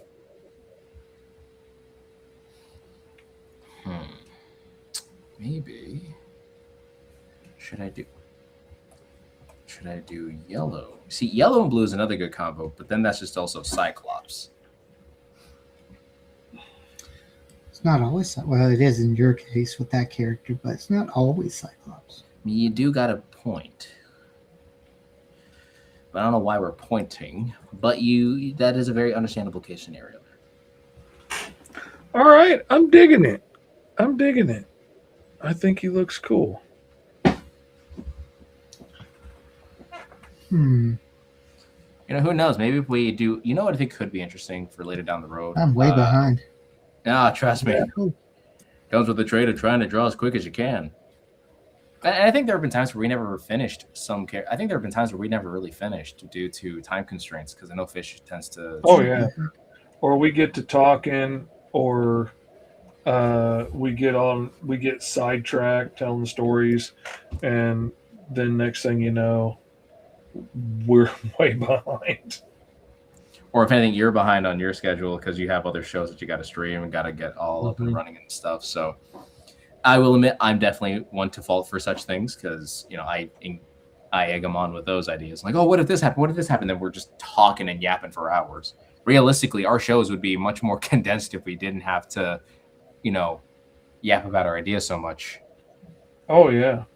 If we just got on and drew a character, we'd be done in no time.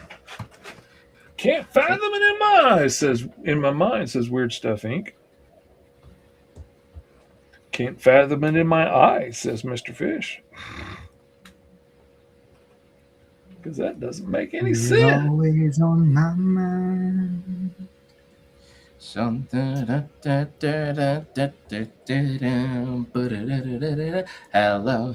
Hello. My, what have we here? I know it's not the right song. That just somehow got into my head. Like your character, Mr. Fish, and enjoying Uncle E's colors dilemma. Thank you for enjoying the dilemma that I'm currently in. And the thing is, the dice dictated the colors because I have the app Coolers, Cooler. Really good app, and it actually generates, you know, a bunch of different color palettes that you can use. And I decided to roll the dice, and I had to do it one time. And now I'm kind of dealt with the classic, you know, red, blue, yellow, but now I got tan and another lighter blue. And these colors do work together. That's what I love about it. But then now the question is, like, which colors do I use? And I think the red and blue in this case actually help out tremendously. There we go. Everything's got a little bit of a shine to it. Put a little polish on the mechanics. Now he's ready for some super villainy. Okay. Now, the only problem I have is he's a glory seeker of a hideously evil supervillain. So, how hideously evil are we going here? Is he like, eating baby seals on camera or something? I don't know. But how much of a glory seeker can you be if you're stuck to the ocean? Because as Aquaman can prove, we don't pay a lot of attention to what happens in the ocean.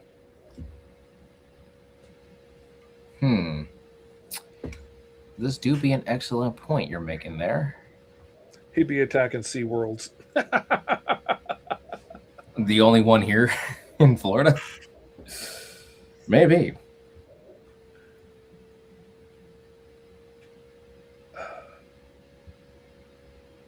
Benjamin says maybe make the base suit yellow and the equipment red. Weird stuff Inc. says didn't mean to be me. That's fine, man. Bill Treadwell says, might I suggest Uncle E use the lighter blue as a crystal stand-in, thus use it for the Crystal Skull logo and helmet. Okay. I like it. I like what I'm seeing here. Perhaps Orca wants to be the SeaWorld star. That's it. And he'll burn the Jealousy is world a down powerful to motivator. I want everybody looking at me. I don't care if I'm a blasphemous, hideous-looking monstrosity, a blight against nature itself. I don't care. I want to be the focus of attention. Everybody look at me. Tell me how great and evil I am. It comes down to no one came to his third birthday. Dr. Duberschmertz, Just because my family had to hold it in an Arctic Circle, nobody came. Who even has their birthdays in an Arctic Circle? I just wanted a normal childhood, but no. I desire attention because that is what I Where the need. fleshy baby seals are. How else would we eat? What would we do? Have a cake? Are you crazy? Instead of shampoo, he's shampoo. Dadpool's hero looks like a Beetleborg, says Weird Stuff. Kind of, Not yeah. 100% wrong there.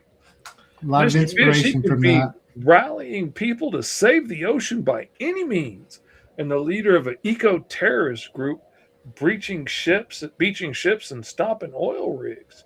Now, there's an interesting idea, but he's doing it for the attention because he's a glory seeker. I mean, oh, how obnoxious would that be for him to be an eco-terrorist, but he's purely only doing it for the attention and the likes on Instagram or whatnot. Fix this. And, if it's not getting him enough attention, then he would throw a tantrum or cause an oil leak or something just because he was having a tantrum. I think we even displayed that in the handbook. Like if there was an attention-seeking, like hideously evil character. Mm-hmm. I think he did that with the lineman, if I'm correct. And then, like, if he was holding hostages and stuff, and nobody comes to see that he's holding hostages, what do you even do? Just get mad and go home because you're only in it for the attention. Yes. Oh, I like it. I was really struggling with trying to find a pose, but I like the all fours. I like the idea of him being devolved to the point to where he's basically has to stay on all fours when he's out of water and is much more, maneuverable and, dexterous when he's in the water. Eddie Von B says, you mean he sits on freeway during rush hour causing traffic jams? That's what he does.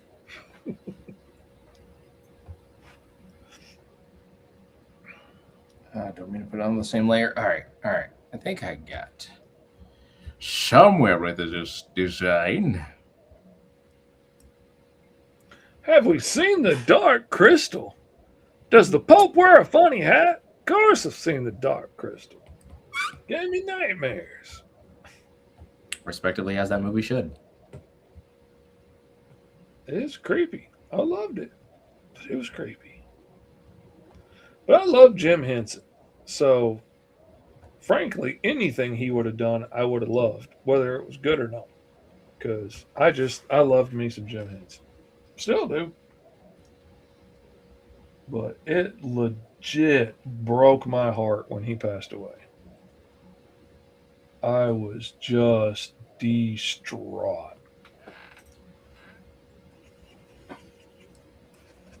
He was for real one of my heroes.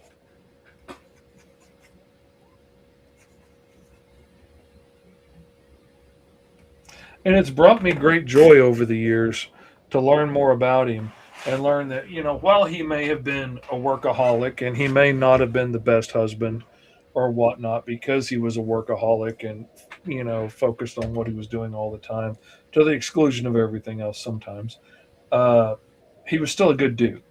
At his core, he was a great guy. And not all your heroes end up that way.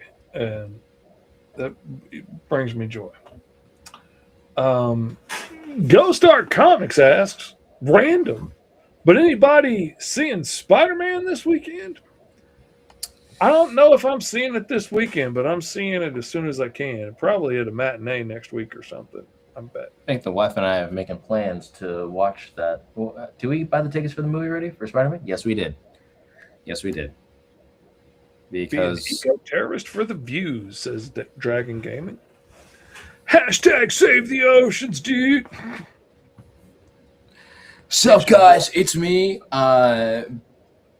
Orca Killer number 275.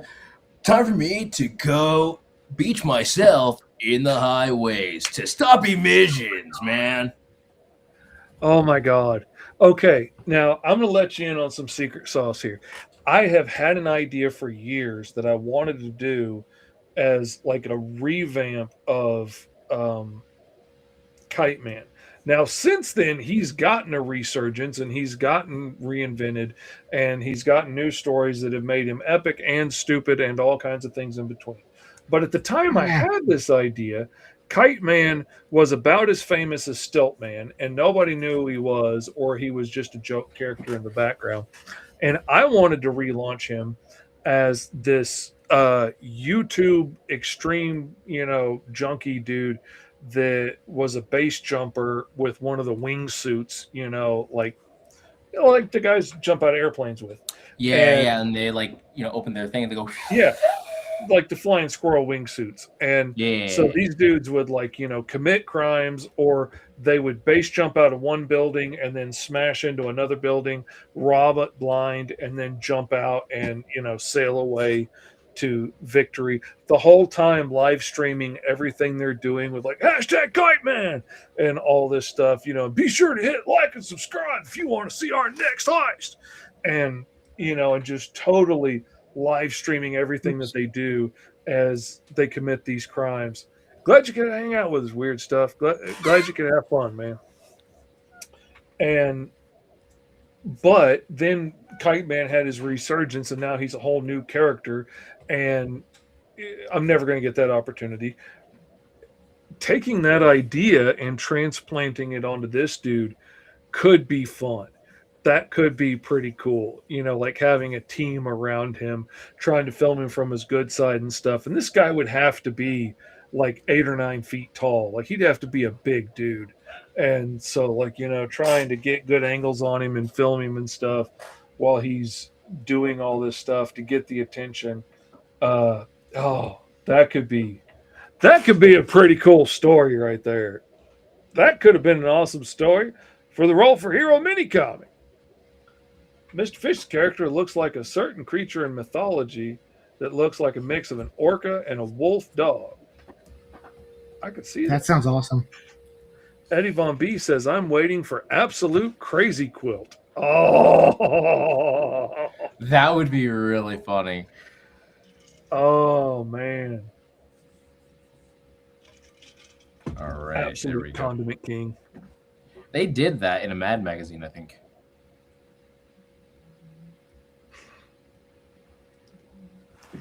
Weird Stuff says we should make an absolute roll for hero. I mean, we would have to create the baseline role for hero and then go from there. Oh, we could do that one day and like roll through the characters that we've already created and then do like an absolute version of that character. So then we got to take away an aspect of the character, and then we have to see like To where else that amplify goes. whatever, made again, them. The what they absolute are. universe is supposed to be like, Darkseid taking away a key aspect of, the core members of the Justice League. Mm-hmm. So like, with Batman, it was his wealth and the death of his parents. For Superman, it was the fact that he was born, that he was raised on Earth. So like with Batman, he took away his wealth. Now he's a like freaking geoked out, engineer or a construction worker. You had Superman who lived on Krypton for a while. Then you had Wonder Woman who was raised in hell. So like they took away, Superman's humanity, Batman's wealth and resources, taking away Wonder Woman's sisterhood from Themyscira. So it's like, what are we taking away from the characters that we have made on Roll for Hero? Now it would have to be either like the motivating factor or something else of that kind of caliber that we would have to look into. Like what are we taking away from, like, say, the cougar themed villainous? What are we taking away from our steampunk aliens? What are we taking away from, our renditions of the American Eagle? Oh man, like my rendition of the American Eagle lost so much already. What are you going to take away from him from there? Ooh, he'd be an anti-hero real quick. Maybe it's what you didn't take in that situation. Yeah. I mean, then again, Ultimate Universe had their evil rendition of Reed Richards having to recreate the entirety of the Marvel Universe, preventing things from happening, like preventing Peter Parker from getting bitten by the spider, preventing the super soldier situations from continuing further, Iron Man not becoming Iron Man, the whole situation there. Ghost Art's got a cool idea with having a cameraman be a robot, or having somebody flying a drone around him would be a really cool idea. Like one of his sidekicks constantly flying a drone around this orca to film him doing stuff. What are you going to take away from Birds of a Feather? Ooh, again, like the one girl already lost so much. Oh, I man. think the fact that but also, mind you, what can we take away from them? I think taking away the opportunity of staying, like kind of like with Superman, letting them stay on their home planet before any calamity has occurred. Basically, them having to incur either being enslaved or something else of that caliber, making them refugees. Now they make their way to Earth, and now they have to try to live these strange losing all that lives as teenagers and stuff, and then coming here, as opposed to growing up here, hiding in the suburbs. That could be interesting. That's a good idea. The frog could be more gross looking, and instead of a mechanic, and skin weapons and a ninja. There we go. And I think this is as good as I'm probably going to get. If I go any further, I'm probably going to go too far. We have Plus the Pigeon Man character. Pigeon Forge. Absolute Pigeon Forge. Oh yeah, I remember coming up with that name. That would be epic. Love this dude. We had a lot of bird-themed characters. If there ever was like an Avengers team up, it would be the Birds of a Feather system. Literally just called the team Birds of a Feather, because we have American Eagle, Pigeon Forge over here, and then what else is there? American Eagle, the Pigeon Forge sisters, American Eagle, and I think that might have been it in terms of, at least on my side of things. Yeah, I think that might have been it on my side of things. No, not JPEG. Dang it, I actually like this character design. Darn it. Darn it, how dare I make What a a good design? That's what you get for being talented, huh? Oh, the struggles. The struggles indeed. I think it's more like, should I add the red to the sides? Because I like the blue. What do you want? What are you doing, huh? Why are you wiggling your toes at me? I'm probably not touching going to toes, stick with man. Orkanaut, but I don't know. For some reason, it sounds good to me in the moment. Are you gonna Well, do something side beasts for can turn everybody? into birds. Oh, says that's true. Benjamin. Yeah, Psy Beast. But she's like has the power of the animal kingdom on her side. She can literally turn into dinosaurs. She can turn into dragons, all that other kind of stuff. She can warp reality too. Again, Yeah, Wing. she's not Oh, you did strictly a that bird. dragon former dude that did the blacksmith. Not a bird, but he was winged. This is true, and he's from that fantasy world.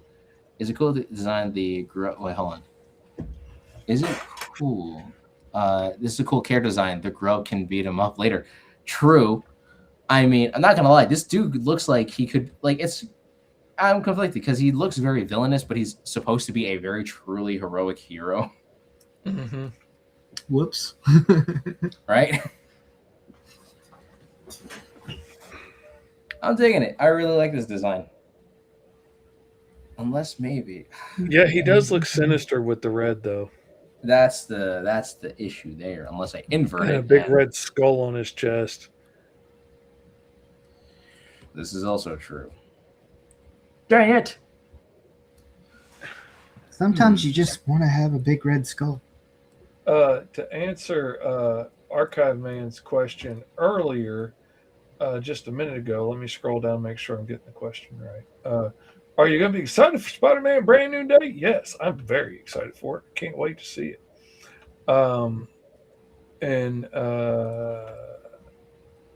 Let's see. And he also asked, favorite bad movies?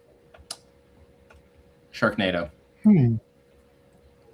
My favorite bad movie of all time will be Transmorphers.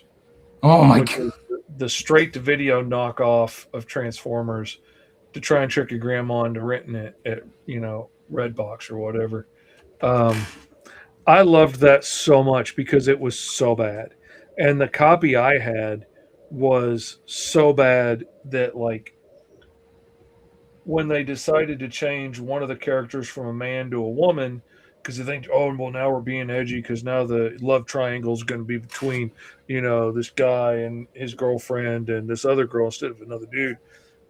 They didn't change any of the dialogue. So everybody's calling her sir and mister and stuff the entire time through the thing. There were places in the video that I watched where they had the audio in the wrong places and you're hearing make out scenes during this space battle, and then you're hearing laser blasts go off during a love scene. It was just so incredibly bad. Oh no. I loved that so much. My kids got it for me for Christmas. I have not watched it again, but it was bad enough to leave an impression on me for life, and I love that. I mean, funnily enough, they're also the same guys that made Sharknado as well. So for me, I will always love Sharknado because, again, it's the dumbest film franchise of all time. And it got to the point of being really, really popular for just all the wrong reasons. Mm-hmm. And they actually tried their best touching on other, film genres. So I think, in one of the sequels, the mother ended up dying, but then she ended up coming back as a cyborg, and they made, a reenactment scene of Action Comics #1 of the woman holding a car mid-air type of situation, like Superman in that situation. I'm just like, no way. Sharknado is the perfect embodiment of something stupid going on for way too long. Mm-hmm. It's you should have stopped at the first one, poking fun at disaster films or whatever, and that's it.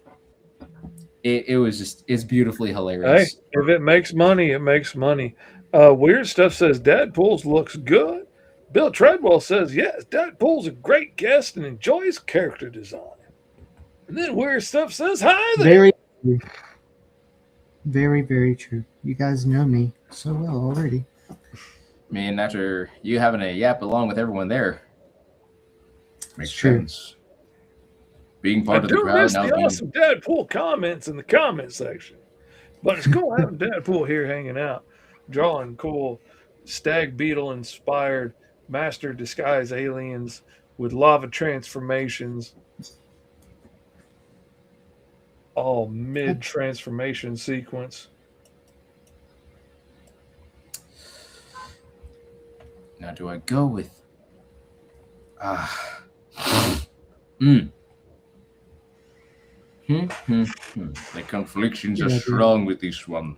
See, I think I would do that light blue on the helmet and the arms in the one with the suit blue of the other one and have gold trim. Personally, I think So I like would have try the that. like the okay, hold on. Like kind of like this a little bit. And then have the yellow on the sides. Yeah. All right. Because I wanted to find a way because that was like that's a nice red. I didn't want to What waste the I red, did. but again, I haven't even used the tan on that, so who am I to make the judgment call there? I think the red is just throwing him over the edge with the sinister vibe. Yes. You start wearing socks, woman. You're cold. What's your thoughts on the trailer for Lanterns? Okay, Archive Man, you want to get into it? We're going to get into it. I got about 8 minutes before I got to go. I was not on board with Lanterns with the first trailer. The first trailer made me mad. The first trailer had me in my feelings, and I was getting upset, and I didn't like it, Archive Man. I didn't want to see freaking, I didn't want to see Breaking Bad where they just happened to have a green ring for some reason and they never used it. I didn't want to see, just another crime show in a small town. I didn't want to see. I didn't want to see that. I don't care. But the new trailer for Lanterns, which I think was probably held back because they just didn't invest the money in the special effects early enough for the first trailer. The new trailer gives me hope. The new trailer gives me joy. It makes me excited to see Lanterns, even though I think it is a crime that they use Nathan Fillion to be freaking Guy Gardner. It's an assault on my soul. It's an insult to the man, Nathan Fillion himself. He deserves better. He's played Guy Gardner. No. Excuse my slip of the Hal tongue. Jordan. He's played Hal Jordan so many times in the animated features. He deserves his flowers. He deserves to get to play him going out because he's at the end of his legitimate lifespan of being able to play a superhero like that. Playing an old Hal Jordan, training his replacement would have been absolutely beautiful. He would have slayed it as that. He is a very funny comedic actor, but you are wasting that on bowl cut Guy Gardner. All right. I'm insulted to my core that you did that to my boy. But despite the shame that they have brought on the Green Lantern Corps as a whole by doing that to Nathan Fillion, and I will stand on that hill to die. I am looking forward to what they're going to do with the show because it looks way more interesting now. And the idea of bringing in the Manhunters and stuff, that is much more interesting than watching them take on a bunch of rednecks in the middle of nowhere, A-Team style. I don't care to see that. But seeing them take on a bunch of Manhunters who could be anybody hiding in plain sight, that could be cool, man. And it looks like we're going to get to see lots of cool, awesome power effects with the rings and flying and stuff like that and cool drama. I'm looking forward to it. But I got my feelings about Nathan Fillion. Man deserves better. I think this is as good as I'm probably going to get for the colors that I've used. So I think I'm this just is sitting good. here resting on my laurels with my painted up work, man. I feel bad. There we go. We have Crystal Skull.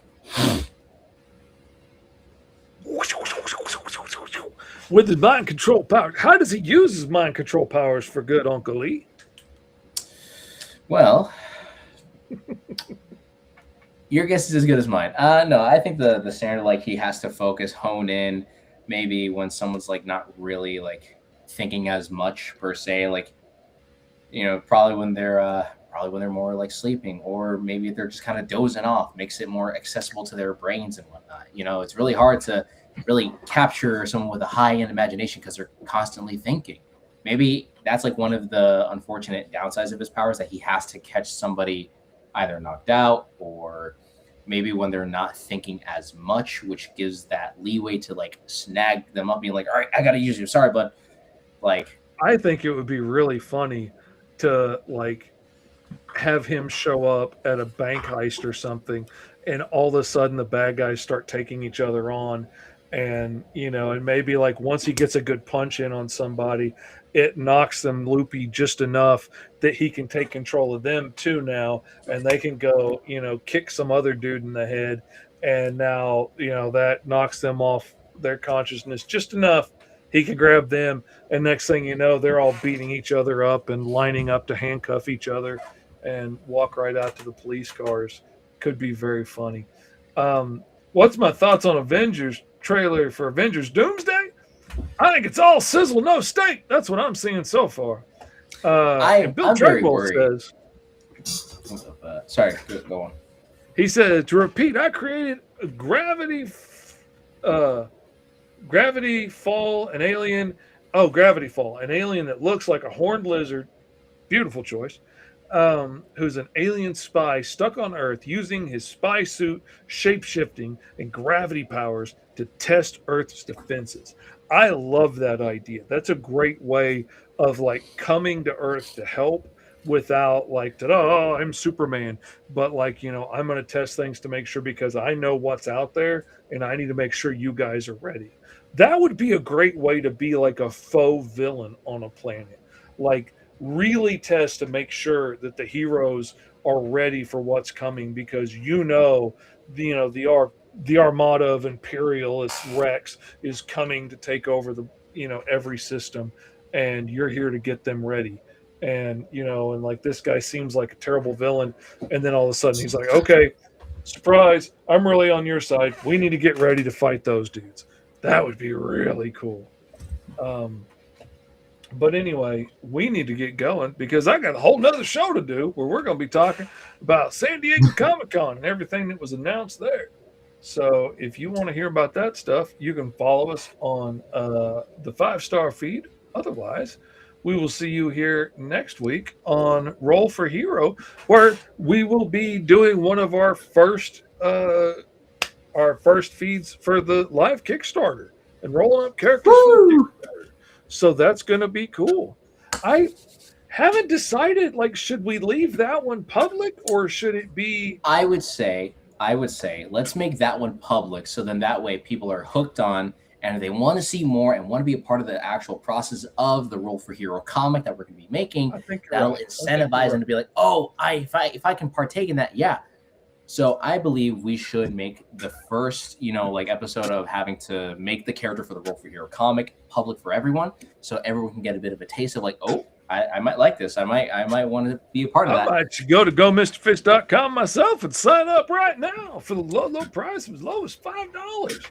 Get to take. So go to the Kickstarter now. Go Mr. Fish Kickstarter to ensure that you'll be able to support the Roll for Hero Handbook, the handbook that'll create a whole new generation of brand new heroes from your imagination and the dice in your hands.